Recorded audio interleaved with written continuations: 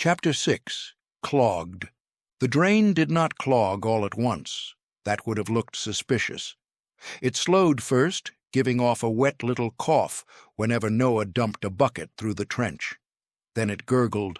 Then it swallowed half the gray water, changed its mind, and spat the rest back over the stone in a spreading sheet of filth.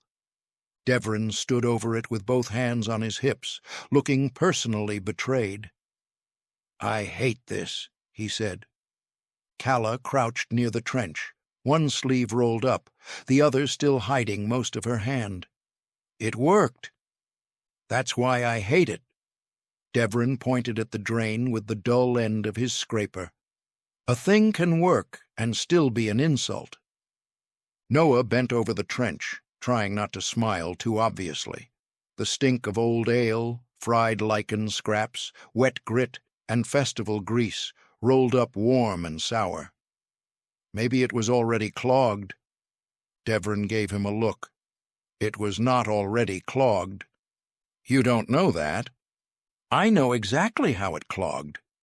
Calla dropped another strip of fried lichen into the bucket beside her. "Then stop sounding proud." "I am not proud." Devrin crouched and peered into the trench. "I'm offended by the craftsmanship." Noah scraped at the black paste smeared along the edge of the stone. "You are the only person in Brightmoor who can be offended by a clogged drain." Devrin opened his mouth to answer, then stopped. Across the square, Marcus Hale stood near the scaffold line with two foremen beside him. He was not looking at them yet, but the way he held himself made Noah feel seen anyway. Marcus had that kind of stillness, the kind that did not search because it expected the guilty thing to move first. Calla noticed, too. Her brush slowed once, then kept going. "Don't stare," she said. "I wasn't," Noah muttered. "You were about to." Devrin straightened, wiping his hands down the front of his shirt. "This is the part where someone says we should just tell him the drain clogged." Noah glanced toward the side corridor near the Hale storage office. The metal door at the far end stood shut, marked with 3 white pillars beneath a gray arch. 2 root clerks had gone through it earlier carrying a box of ledgers, and neither had come back. Calla followed his glance. Her face did not change, but her body went still enough that Noah knew she had seen it too. "No," Devrin said. Noah looked at him. "No what?" "No to whatever you two just saw." Calla reached for the bucket and tipped the last of the dirty water into the trench. The drain gave another thick gurgle and pushed most of it back. Gray sludge spread around their boots. "This looks convincing," she said. Devrin looked at the mess. "Stone take it." Marcus started toward them. Noah's ribs tightened beneath his shirt. His bruises had faded some over the last week, but not enough to forget Jesse's fists, and not enough to forget how quickly Marcus had turned 3 idle kids into a month of punishment. Marcus stopped at the edge of the flooded trench. His face moved over the water, the tools, the grease, Calla's bucket, Devrin's carefully innocent expression, and Noah's hands. For one stupid second, Noah wondered if Marcus could see guilt under fingernails. "What happened?" Marcus asked. Devrin answered too fast. "Drain's clogged." Marcus looked at him. Devrin swallowed and tried again. "Looks like festival grease backed it up. Lickin' scraps, too. Maybe grit from the ale spill." Noah turned his head toward Devrin and lifted his brows. Calla looked down, but not before the faintest twitch showed at the corner of her mouth. Marcus's scarred cheek did not move. "I did not ask for a love poem." Devrin flushed. Marcus nodded to one of the foremen. "Get the long hook and a drain key." The foreman glanced toward the storage corridor. "From Hale lockup?" "Unless you keep one in your boot." The man hurried off. "You!" Marcus pointed to Noah. "Scrape the west edge before the sludge dries." Noah forced his eyes down. "Yes, sir." "Low," Marcus said. Calla's head lifted. "Bucket line. Keep the trench from flooding past the chalk mark." She nodded once. "Car." Devrin straightened like someone had pulled a wire through his spine. Marcus pointed to the clogged drain. "Since you know so much about the problem, keep it from becoming a worse one." Devrin's jaw worked. "Yes, sir." Marcus lingered 1 second longer, then turned away to speak with the second foreman. The moment his back was turned, Noah moved. Not fast. Fast got noticed. He dragged the scraper along the west edge, following the sludge line toward the corridor. Calla shifted with the bucket, stepping into his path just long enough to block him from Marcus's view. Devrin crouched over the drain and made a show of jabbing the scraper around the grate, muttering loudly enough for anyone nearby to hear. "This is what happens when people spill half the festival into one trench. No respect for drainage, no respect for slope, no respect for basic labor." Noah reached the shadow beside the scaffold stack. Calla passed him without looking at him, set the bucket down hard, and sent a splash of gray water across the stone. Marcus's head turned toward her. Noah slipped into the side corridor. The noise of the square thinned immediately. Behind him came the scrape of tools, Devrin complaining about lazy festival drunks, Calla asking if he wanted to write a hymn to the drain, and Marcus snapping at both of them to work. Then the corridor bent, and the sounds became muffled. Noah stopped beside the metal door. Up close, the hail mark looked cleaner than anything else around it. 3 white pillars beneath a gray arch, painted fresh over old dents. A small lock plate sat beneath the handle. The foreman had not shut it all the way when he went in. Noah stared at the gap. His first thought was that Calla should have been there. She would have known exactly how wide the door could open before the hinge complained. She would have counted the footsteps inside. She would have smelled oil, dust, sweat, whatever else hid behind the metal. His second thought was worse. He did not want to wait for her. He slipped through. The storage room beyond was narrow and cold, stacked high with tool racks, crates, rolled canvas, broken lantern housings, and sealed boxes marked with Hale inventory numbers. A single glow fixture buzzed overhead, flickering hard enough to make every shadow look like it had moved. Noah held still. No voices, no footsteps. The foreman must have gone deeper, through the second door at the far end. Noah stepped deeper inside, careful to place his boots along the wall where dust had already been disturbed. He scanned the shelves.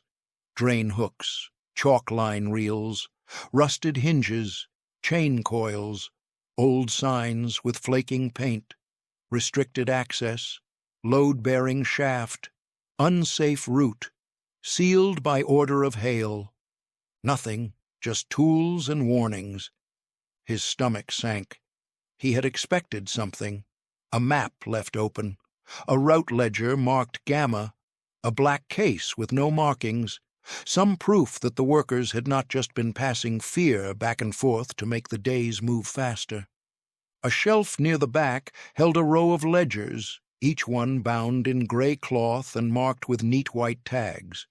North Stair, Market Flow, Lower Drainage, Festival Access, Storage Rotation. One space sat empty between Lower Drainage and Market Flow. Dust framed the missing shape. Noah leaned closer. The white tag beneath the empty space had been turned around backward. He reached for it just as light poured in from the outer door. His hand stopped above the tag. Soft steps crossed the storage room, too light for Marcus and too quick for any worker meant to be there. A shadow slipped between the shelves, low and fast. A whisper cut from the other side of the rack. "Idiot!" Noah jolted hard enough to bump his shoulder against the shelf. Calla had dropped behind a stack of canvas rolls, one hand braced on the floor, the other gripping the little hand bow. Noah stared at her. She stared back. Deverin's head appeared behind her shoulder, eyes wide and furious. "I hate both of you," he mouthed. The outer door opened again. Calla seized Noah's sleeve and yanked him down behind the canvas stack. Pain flared through his ribs, but he bit it back as the door shut with a heavy metal slam. 2 sets of footsteps entered. One was measured and clipped. The other was lighter, smoother, and somehow more irritating before Noah even saw the man. "Do not shut doors in my face, Hale," a voice said. Noah shifted just enough to see through the gap between 2 canvas rolls. Marcus stood near the tool rack, hands clasped behind his back.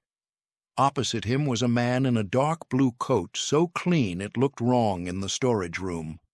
Silver rings flashed on his fingers when he adjusted his cuff. His hair was red like Jesse's, though neater and threaded faintly with gray at the temples. Frederick Lacey. Noah had seen him only from a distance before, usually near water stalls or market auctions, where men lowered their voices and women smiled too carefully. He was not broad like a breaker or scarred like Marcus. He looked polished, fed, untouched by the kind of work that left grit under nails. Somehow that made Noah dislike him more. Marcus did not move from the door. "Then do not follow me into Hale rooms." Frederick's smile did not reach his eyes. "You pulled root ledgers without Lacey countersign." "Hale ledgers. Not those." The words meant nothing to Noah, but the way Marcus's face hardened told him they meant plenty. Calla's shoulder pressed against his. She had gone still beside him. Deverin crouched behind them both, one hand over his own mouth, as if that could keep his breathing quiet. Marcus took 1 step deeper into the room. "Careful, Fred." Frederick looked around the storage room with open distaste. "Do not talk to me like one of your corridor men." "Then stop behaving like one." Frederick's jaw tightened. For a second, Noah saw Jesse in him. The same spoiled anger beneath the polish, the same expectation that the room would bend if he disliked it enough. "My family's lines run through half the lower settlement," Frederick said. "If you reroute water without notifying us, markets suffer. Pumps strain. Pressure fails. People ask questions. People are already asking questions, because your men cannot keep their mouths shut." Marcus's scarred cheek pulled slightly, not quite a smile. "Your son has not helped." Frederick's face went cold. "Leave Jesse out of this." "Gladly. Keep him out of my square." Deverin shifted behind Noah. Calla's fingers tightened around the handbow. Frederick lowered his voice. "This is bigger than a boy with a temper." "For once, we agree." "Then act like it." Frederick stepped closer. "Gamma access affects Lacey lines. If old seals are failing, we have rights to know which passages are moving air." Calla did not move, but something in her posture changed. Marcus stayed fixed hard on Frederick. "You will not use those words in Hale rooms." "Afraid the walls will remember?" "I am afraid men like you forget when to stop talking." Frederick laughed once, softly. "Men like me wrote half the records you are hiding." "We sealed access, and we kept people alive while you sealed it." "You kept markets open, you mean?" Marcus spat. "We kept water moving. You kept profit moving." Frederick's rings flashed as his hand curled. "Say that in public." Marcus stepped closer. He was smaller than Frederick, but the room seemed to narrow around him. "Say old roots in public." Frederick said nothing. Noah's mind snagged on the words. Old roots. Not a breach. Not only a breach. Something sealed. Something remembered by men who acted like memory itself could be illegal. Frederick looked away first. "Justices do not come for cracked stone," he said. Marcus crossed his arms. No. And the Grand Marshal does not come for routine sealings. Marcus's expression did not change. Noah's mouth went dry. Frederick studied Marcus for a long moment. So it is true. I did not say that. You did not deny it. The vanguard moves where it chooses, Marcus said. Vale does not move without purpose. Calla's breath shifted beside Noah, so faint he felt it more than heard it. Marcus's voice dropped. Then do not give him one. You think this falls on Lacey? Frederick asked. I think if records older than the treaty start surfacing, every founding family in Brightmoor will start pretending its hands were clean. Frederick's lips twitched. Marcus continued, quiet and merciless. Yours, he smiled, will not be. The storage room seemed to tilt around Noah. None of it fit together. Every answer opened a question into a darker corridor. Frederick glanced at the shelves, then the empty ledger space. You have no right to keep those records from us, he said. I have every right to keep them from everyone. Even the council? Especially the council. Frederick took a slow breath through his nose. This will not stay buried. No, Marcus said, but it will stay controlled. A long silence followed. Then Frederick stepped back and smoothed the front of his coat. Your confidence has always been unattractive. Your concern has always sounded like hunger. Careful, Marcus. Some doors open both ways. Marcus moved to the door and pulled it open. Not in hail zones. Frederick's posture hardened, but he walked out. Marcus remained in the doorway a moment longer, listening to Frederick's footsteps fade down the corridor. Then he turned back into the room. Noah's vision blurred. Marcus took in the shelves, the canvas rolls, the tool racks, the shadows. Calla's fingers eased along the handbow's frame, not lifting it, just holding it like she needed to know it was still there. Marcus stared at the empty ledger space. Then he reached up, turned the backward tag around, and tore it from the shelf. Noah caught one glimpse before Marcus folded it into his palm. Gamma Lower Access. Marcus tucked the tag inside his cuff, crossed to the second door, and disappeared into the deeper storage room. The moment the inner door closed, Calla moved. Noah barely had time to follow. She slipped between the canvas rolls and the shelf, low and silent, dragging him by the sleeve when he hesitated. Devrin came after them with all the grace of a collapsing ore cart, but fear made him quieter than usual. They reached the outer door. Calla paused with one hand on the handle and listened. Noah heard nothing but the blood hammering in his ears. She opened it just wide enough for them to squeeze through. The corridor outside was empty. They did not run. Running would echo. Calla took the lead, keeping close to the wall, handbow tucked beneath her sleeve. Noah followed, trying to breathe through the ache in his ribs. Devrin brought up the rear, glancing back every few steps. When they reached the bend near the square, the noise of the cleanup detail returned. Scraping tools, shouted orders, water sloshing, someone cursing at the clogged drain. For one wild second, Noah thought they had made it. Then a foreman stepped out from behind the scaffold stack. He was broad through the chest, with a shaved head, and hail cuffs rolled neatly to his elbows. The white pillars beneath the gray arch were stitched clean against the fabric. His eyes went from Calla to Noah to Devrin, then to the handbow half hidden beneath Calla's sleeve.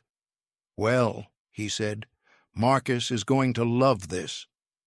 Noah's stomach dropped. Devrin lifted both hands. "We were getting tools." The foreman looked at the empty-handed three of them. Devrin lowered his hands. "Bad tools." Calla said nothing. The foreman held out his hand. "Weapon." Calla's face went blank. "It's not a weapon. It fires sharpened metal." Only when loaded. Then unload it into my hand, he said, making a waving motion with his fingers. Noah stepped forward. It's mine. Calla's eyes snapped to him. The foreman looked him over, unimpressed. That so? No, Calla said. Noah glared at her. She ignored him and pulled the handbow from beneath her sleeve. For a second she held it against her palm, thumb resting over the trigger, fingers curled around the little frame of bent wire and scavenged wood. It looked smaller now, not dangerous, just hers. The foreman's hand stayed open. Calla placed it in his palm. Noah hated the way her fingers let go slowly, as if something had to be peeled loose. The foreman examined it, then tucked it into his belt. Clever. Calla's jaw tightened. That wasn't praise, he said. Noah's fists clenched. Give it back. The foreman's gaze slid to him. There he is again. The man stepped closer, close enough that Noah could smell old sweat and drain water on his sleeves. Hero boy, first it's your weapon, then it's your mouth. Let me guess, next you throw yourself in front of the girl and expect someone to clap. Calla's expression emptied. Devrin shifted. He didn't mean it. I did, Noah said. Calla's voice cut in, low and sharp. Noah, stop. The foreman watched the exchange and seemed to enjoy understanding just enough of it. Car, back to the drain. Devrin hesitated. Now. Devrin looked at Noah, then Calla. Noah gave the smallest nod. Devrin's face twisted like he hated every possible choice. Then he turned and headed back toward the trench. The foreman pointed at Calla. You too, girl. Bucket line. Hands like yours should know what to do with a bucket. Calla's expression did not change, but the color drained from her face. Noah stepped toward her. The foreman caught him by the back of his collar and yanked him to a stop. Not you, the man said. Noah tried to pull free. Let go. The foreman tightened his grip until the fabric bit into Noah's throat. You're going home. Noah twisted. I didn't do anything. The foreman laughed once. That might be the worst lie I've heard all month. Calla did not move from where she stood. Her hands were empty at her sides. That looked wrong. He shoved Noah toward the corridor. Walk, hero boy. Noah stumbled, caught himself, and looked back once. Calla was still watching him. Devrin stood near the drain trench, scraper hanging loose in one hand, his face dark with helpless anger. Then the corridor bent, and they were gone. The foreman marched Noah through Brightmoor by the collar like a stolen tool being returned to storage. People noticed them as they passed. Some pretended not to. A few smiled into their cups or turned quickly back to their work. Noah kept his chin down until anger burned hotter than shame. The foreman's grip tightened whenever Noah stumbled. "Where's your flat?" the man asked. Noah said nothing. The foreman jerked him back hard enough to make his throat throb. "I asked you a question." Noah stared ahead. "You want Marcus deciding where to send you instead?" the foreman said. "Because I promise, boy, there are worse places than home." Something cold moved through Noah, but he did not give the man the satisfaction of seeing it. "Residential 4, he muttered. "East Row." The foreman shoved him forward again. "See? You can be useful when properly dragged." Noah's jaw clenched. "You unchosen kids get bored and think the settlement owes you entertainment," the man went on. "Locked doors mean locked. Hail marks mean hail business. Should be simple enough, even for someone who spends his days scrubbing festival rot-off stone." Noah said nothing. That seemed to irritate the foreman more. "You know where curious boys end up?" The foreman leaned closer as they walked. "In the scrap heap with the rest of the trash." They reached the residential corridor, where the stone narrowed and the lanterns burned lower. The noise of the square faded behind them. Here, every sound seemed too clear. Boots on grate, pipes knocking, the foreman's breathing, Noah's collar stretching under the man's fist. The foreman stopped at Noah's flat and pounded on the door. Once, twice. The door opened. His mother stood in the frame. She did not look surprised. She wore her supply officer gray, sleeves rolled to the forearms, dark hair tied back, a ledger strap still hanging from one shoulder. Her eyes moved from Noah's face to the hand gripping his collar. The foreman let go so fast Noah nearly stumbled forward. For the first time since the square, the man seemed unsure what to do with his hands. "Ma'am," he said. All the command had gone out of his voice. His mother said nothing. The foreman cleared his throat. "Found this one in a restricted Hale corridor." Noah looked at his mother, waiting for the anger, the fear, the disappointed sigh. Nothing. Her gaze stayed on the foreman. The foreman shifted his weight. With the orphan girl and the car boy, there was a confiscated device. Marcus will file the notice. She still said nothing. The foreman's eyes flicked past her into the flat, then back to her face. "Didn't know he was yours." No response. His throat bobbed. "I was told to return him, so I returned him." His mother finally stepped aside, not for the foreman, for Noah. He entered slowly. Behind him, the foreman backed away from the threshold as if crossing it would cost him something. "Good evening, Officer Drayden," he said. Her eyes did not leave him. The foreman turned and walked away too quickly. Noah stood just inside the flat, heart beating hard. His mother closed the door. The latch clicked. For a moment, neither of them moved. Then she turned to him. She still said nothing. Noah stood in the center of the flat with his collar stretched loose around his throat and old drain water drying on his sleeves. The silence pressed harder than any scolding would have. Finally, his mother crossed the room. Noah stiffened. She did not strike him. She did not grab him. She only lifted his chin with 2 fingers and looked at the red mark the foreman had left beneath his jaw. Something moved across her face.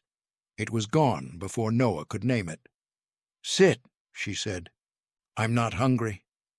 "I didn't ask." Noah sat at the small table while she moved around the kitchen. The flat smelled of boiled roots, old paper, and metal from the pipes.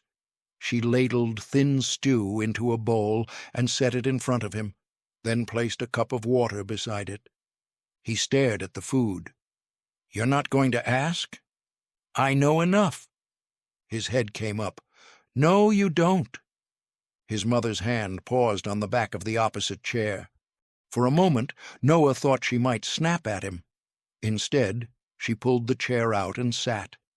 Her supply officer gray looked too clean for the hour, the cuffs rolled with the same careful precision she used on ration ledgers and sealed crates. "What did you hear?" she asked. Noah's mouth went dry. The question sounded too much like the one she had asked outside the vent grate. "Did you hear anything strange, Noah?" He looked down at the stew. "Nothing." "Lie better or don't bother." Heat crept up his neck. "I heard Marcus Hale and Frederick Lacey arguing." Her face did not change, but the room seemed to. Noah leaned forward. "They were talking about Gamma, root ledgers, old seals, records older than the treaty." The words came faster now, spilling before he could stop them. "Lacey said justices don't come for cracked stone. They said the founding families would pretend their hands were clean." "What does that mean?" His mother watched him for a long time.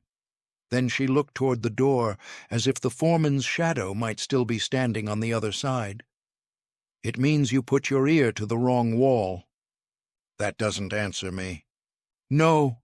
Her voice stayed calm. It is the only answer that keeps you alive." Noah's fingers curled around the edge of the table. "Why was he scared of you?" For the first time, her expression tightened. "People are afraid of many things. He wasn't afraid before you opened the door." Her eyes returned to him. They were pale and tired and sharper than he wanted them to be. "Hale men understand doors. They understand which ones open, which ones stay shut, and which ones cost too much to cross." Noah frowned. "What does that even mean?" "It means he remembered his manners." "That's all?" "No." She leaned back slightly, hands folding together on the table. "Listen to me carefully. The founding families are not families the way children understand families. They are old debts with names attached. Hale owns access, Lacey owns flow, Cutler owns stone. They have spent a century pretending those are separate things. They smile in public because everyone eats from someone's hand, but behind closed doors they count what they are owed. They count favors. They count bodies. They count children if children are foolish enough to stand where adults can use them." His stomach turned. "You hate them," he said. The words left him before he thought better of them. His mother looked at the bowl between them. "Yes." Noah went still. He had expected denial, a warning, a careful adult phrase like, "Don't speak that way." Instead, the words sat on the table beside the stew, plain and cold. His mother's jaw tightened. "But hate is not protection. Remember that." He swallowed. "Then what is?" "Knowing when a powerful person is angry because you are wrong, and when they are angry because you are close." "We were close," he said. His mother's eyes sharpened. "That is not a victory." "It's something." "It is bait." The word chilled him. She reached across the table and pushed the bowl closer. "Eat." "I'm not done asking." "I know." "Then answer me." Her face softened, but not enough to become comfort. "Noah, the founding families do not need to kill you to ruin you. They can move your work detail, delay your selection, lose your rations, close a corridor, open one. They can make your life smaller, one order at a time, and call it procedure." His throat tightened. "And if they cannot reach you," she said, quieter now, "they will reach whoever is standing beside you." Noah looked away. She let the silence sit between them. Then she stood and crossed to the counter. "You may be right about them, or you may be wrong." He looked back at her. She did not turn around. "That is the dangerous part," she said. "Wrong boys can be corrected. Right ones have to be buried." His mother took a cloth from the counter and began wiping a clean spot that did not need wiping. "Eat your dinner. Tomorrow you report back to that square, keep your head down, and give Marcus Hale no reason to remember your face." Noah stared at her back. "And if I can't?" Her hand stopped. For a long moment, only the pipes answered. Then she said, "Then make sure you are not alone when he does."